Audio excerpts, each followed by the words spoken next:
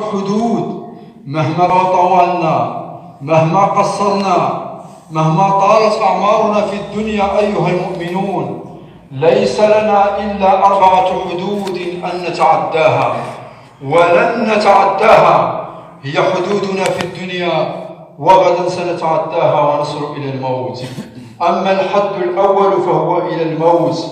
الموت أيها الأحباب الذي لم يترك صاحبا ولا حبيبا، الذي لا يفرق بين صغير ولا كبير، الذي أخرج الملوك من القصور إلى القبور، الذي لم يترك صاحبا ولا حبيبا، الموت الذي لا يفرق بين ذكر ولا أنثى، الموت الذي أخرج الناس من غيهم ومعاصيهم وذنوبهم وطاعتهم وأسكنهم القبور بلا استئذان، الموت الذي إذا ما حل ضيفا حل عليك إما أن يكون ضيفا خفيفا وإما أن يحل عليك ضيفا ثقيلا والعياذ بالله.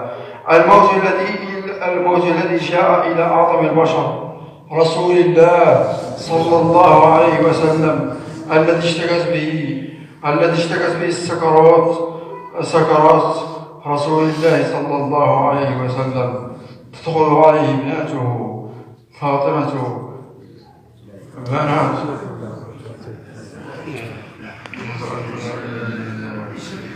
أشهد أن لا إله إلا الله، أشهد أن لا إله إلا الله، أشهد أن لا إله إلا الله، أشهد أن لا إله إلا الله، أشهد أن لا إله إلا الله، أشهد أن محمدا رسول الله، أشهد أن لا إله إلا الله.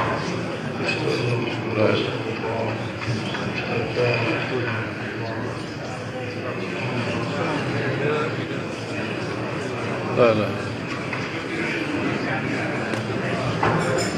لا لا حول ولا قوة.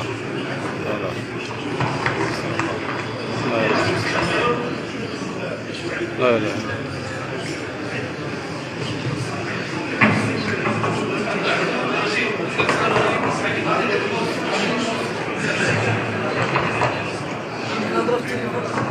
واه